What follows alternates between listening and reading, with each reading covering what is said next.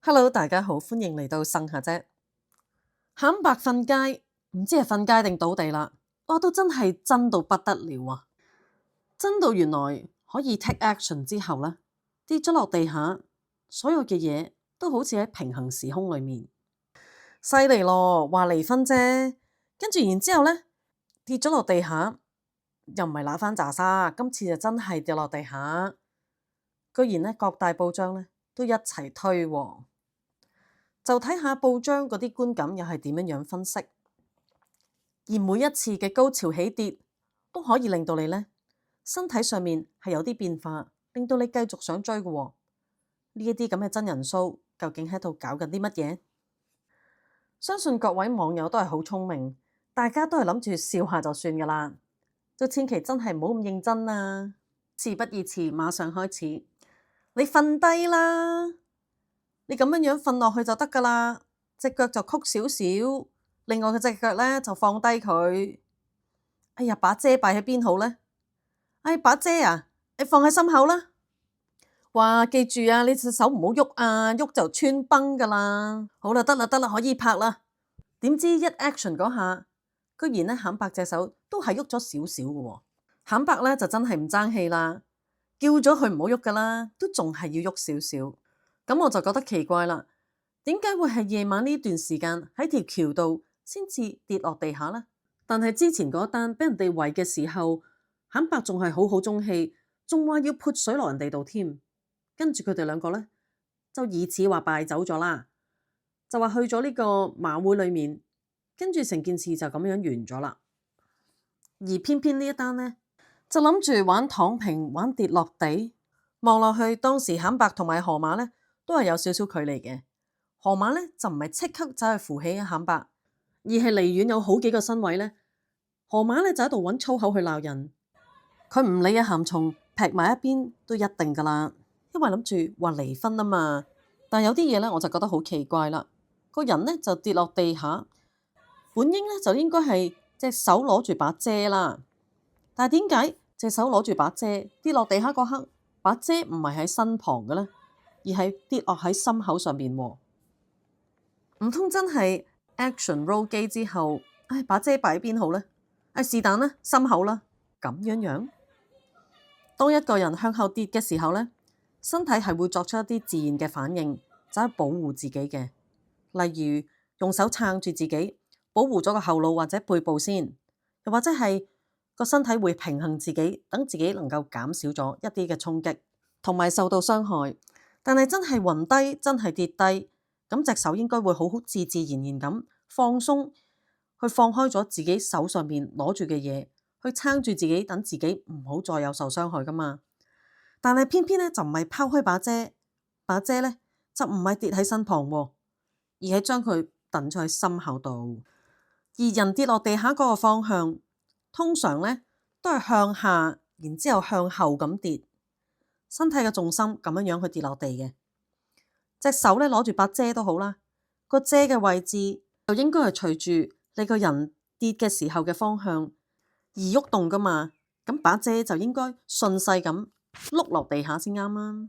所以把遮咧係唔會留喺心口上面嘅，除非係向前跌，又或者係有人壓住喺你身上面啦。如果唔係，都真係仲未講得通喎。把遮嘅本身咧又唔會跳到喺你心口上邊，除非你係跌落地嗰下，隻手攞住。跟住，唉，都唔知，都係唔好擺喺自己嘅側邊啊，就擺喺心口上面啦。咁即係你跌嗰下，只不過係都係好清醒嘅，冇乜嘢嘅。但係就唔好扮到好似死晒狗咁樣啦。舉一個再簡單啲嘅例子，就好似你攞住支筆坐喺張凳上面，突然之間咧你就跌咗落地下。咁你跌嗰下，你都會想扶噶嘛？呢一個係好自然嘅反應嚟嘅。咁你支筆自自然然就會放手噶啦，又點會將個支筆一齊攬住同你死過，跟住之後先至抌翻落去個心口上面啦？咁啊，冇可能嘅啫。所以各位聰明嘅網友都知道發生咩事噶啦。把遮咧就應該會係喺身邊，或者係手嘅側邊，就唔係話放喺心口上面嘅。一係就係 roll 機講 action 嗰一下咧，就已經喐唔切啦。咁係唯有咁樣樣做咯，硬邦邦咁。就擺把遮喺心口上面啦，OK 噶啦，可以蒙混過去噶啦。所以咧，只要肯瞓街，只要能夠玩大佢嘅話，各大報章都一定會報道嘅。仲講到話由炒作話離婚到而家咧，就真係連街都瞓埋啊！嘿，阿肯伯瞓街，咪好似嗰啲碰瓷黨咁樣咯。以前香港咧都冇呢啲咁嘅嘢嘅，兩隻嘢咧又有啲新嘢玩，有乜所謂啫？跌落地下，阿鹹蟲戴住帽噶嘛，起身之後撥一撥頂帽，咁咪冇問題咯。翻到屋企啊，頭都可能唔使洗啊。最搞笑咧，都係啲網民嘅留言，就話又係呢兩隻嘢嘅精心鋪排。呢兩公婆啊，成日都做埋一啲馬騮戲啊。嗰個嬲咧就好嬲個嬲喎，跟住仲話瞓晒身咁做呢一場戲。坦白今次啲演技啊，都幾逼真嘅喎。啊，會唔會見到阿樓主拎住部機，所以咧就急住做俾大家睇咧？亦都有人發現咧，坦白條褲疑似唔知係陰影啊，定係話係真係濕濕地啦？唔通坦白真係玩到咁癲，做到咁逼真，真係咁玩到連褲都濕埋？不過咧都有啲網民，嗱呢一啲網民咧就唔知係邊度嚟噶吓，可能咧就係唔知邊一座啊，嗰啲街坊啊，又或者係一啲阿陳太啊、張太啊、李太啊嗰啲咁嘅鄰居啦，就話唉真係慘啊，臨老先至嚟撞正呢個斜花，真係陰公咯。亦都有人喺度講話，唉阿伯嗱，俾隻北姑玩到癲啊，玩到喪啊，所以諗起咧都覺得幾好笑噶。網民嗰啲留言咧都確實係好創新嘅，唔知係咪因為咁，河馬咧就做下好心，俾大家嘅耳根咧就清靜一下啦。河馬就話坦白今日咧就唔舒服，所以咧就冇出嚟做直播。如果唔係點連戲啊？最好就梗係咁啦。但我相信發生嘅機會率咧就真係微乎其微啦。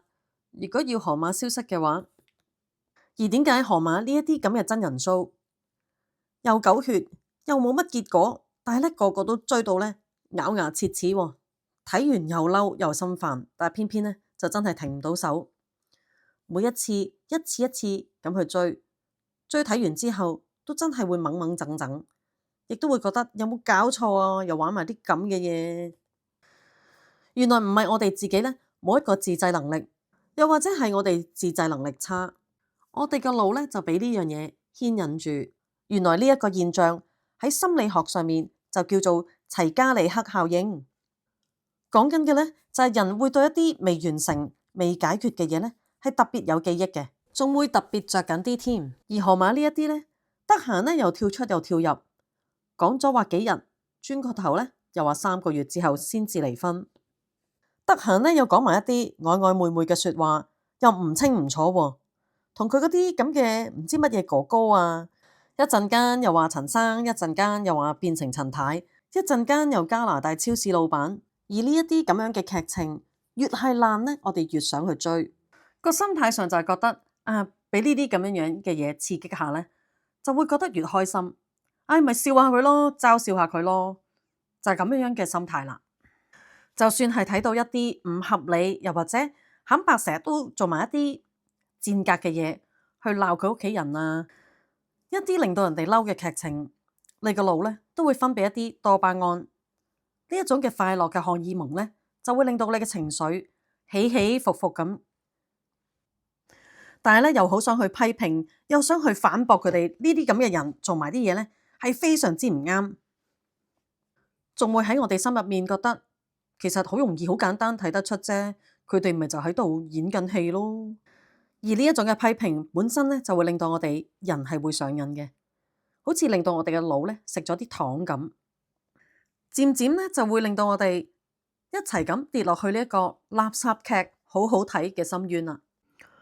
河馬呢一啲咁嘅劇就當然唔會上到一啲咩大台啦，講嘢咧又冇故事性，但係咧又講到不知所謂。而河馬同埋肯白上演呢啲咁嘅真人 show 咧，都係一種令到我哋觀感操控做一啲實驗嘅啫。睇我哋點樣樣去睇呢一套戲，想睇咧都唔係因為我哋冇意志啊，而係我哋人性本身咧就好抗拒呢一啲衝突啊，又或者對一啲情緒釋放呢，係真係有一啲吸引力嘅。所以基本上知道發生啲咩事，喺唔阻礙自己做嘢嘅時候，咪聽下咯；洗緊碗嘅時候，咪又聽下咯。不過呢，過去1年發生嘅嘢呢，就無論事無大小，就撳一個 reset 嘅掣，重新開始。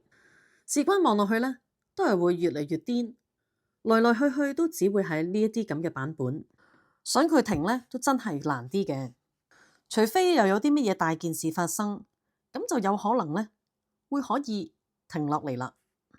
總而言之呢，都係唔好用真感情呢，走去睇呢件事。記住，當花生咁食，唔好動真氣，咁就唔會受到傷害啦。好啦，今日就同大家講住咁多先。如果時間許可嘅話，留言話俾我聽，我做成點啊？若然你係喜歡我呢條片嘅話，麻煩大家俾個 like、share 同埋 subscribe。Thank you，拜拜。